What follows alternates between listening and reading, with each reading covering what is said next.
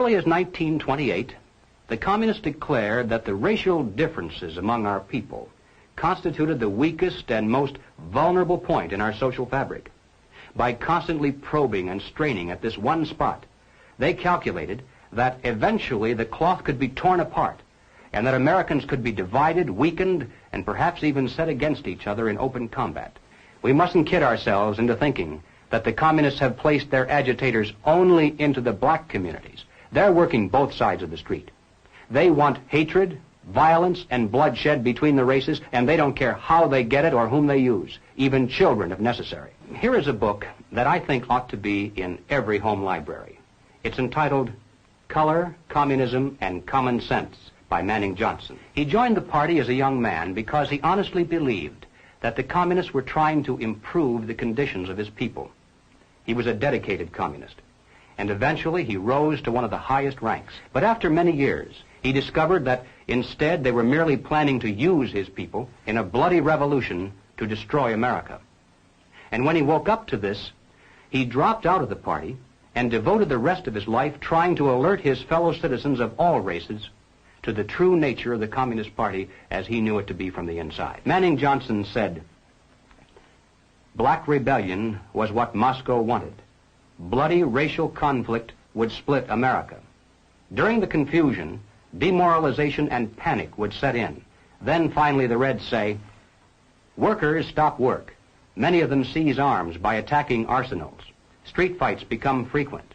Under the leadership of the Communist Party, the workers organize revolutionary committees to be in command of the uprising.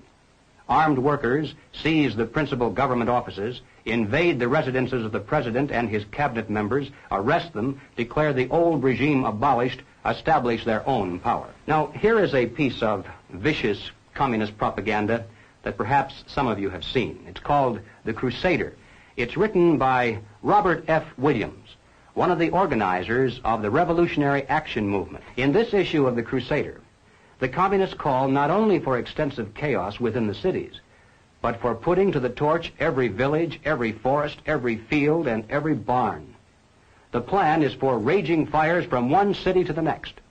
The reason? Well, first, there's the value of sheer destruction.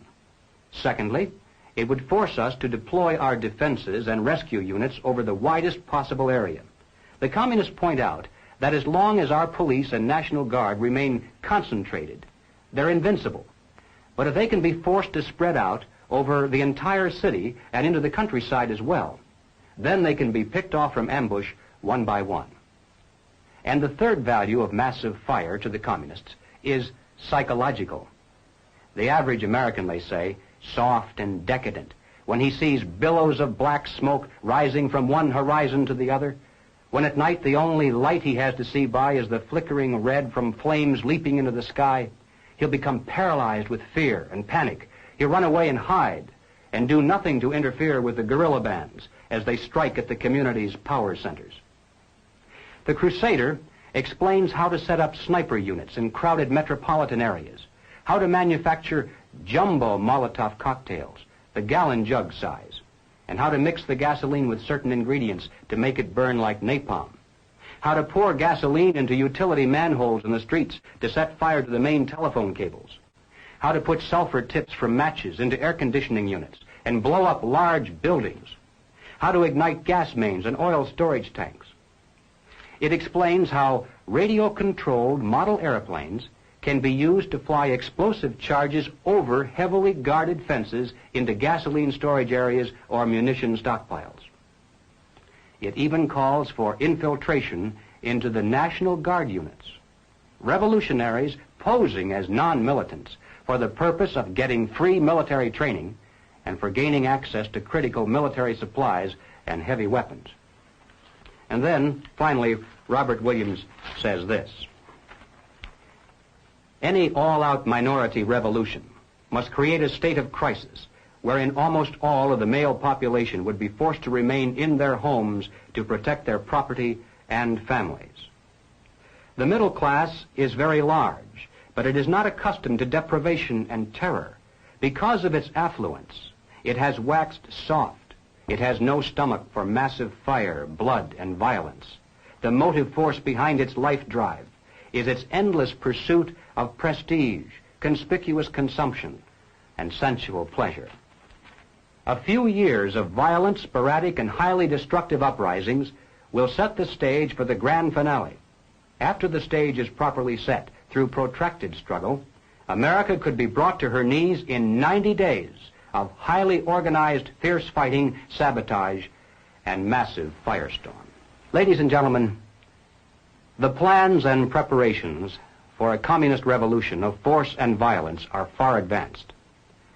The organization behind these preparations has almost unlimited financial resources, and it provides both training and leadership based upon years of experience in many other countries. Our enemies are deadly serious about their task, and it's nothing short of national suicide for us to continue to ignore their plans and their progress. The violent revolution becomes of primary value to the communists to the extent to which it can be used to condition the masses psychologically to accept the non-violent revolution, which is offered supposedly as the only alternative. Hoping to avoid further violence and bloodshed, the public is to be pressured into accepting measures that will move the country gradually and legally toward communism, but without calling it that. The strategy of the proletarian revolution calls for the quiet conversion of our government into a communist regime, but under the banner of socialism. Well, what is socialism? All right, let's define it. According to the dictionary, socialism is a political concept based upon the principle of government ownership and control of property, the means of production, and the avenues of commerce. Under socialism, those who run the government, and the communists are confident that in America they eventually will be the ones who do so, those who run the government will know who is to get something and who has to wait, and that represents control over human beings. What has all this to do with the communist revolution in America?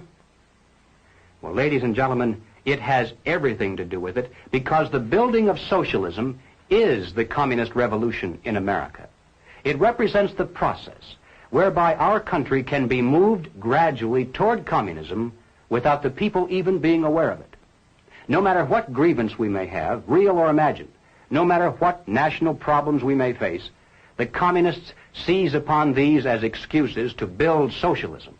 They have one and only one solution for all problems: more government, and then more and more until it's total government.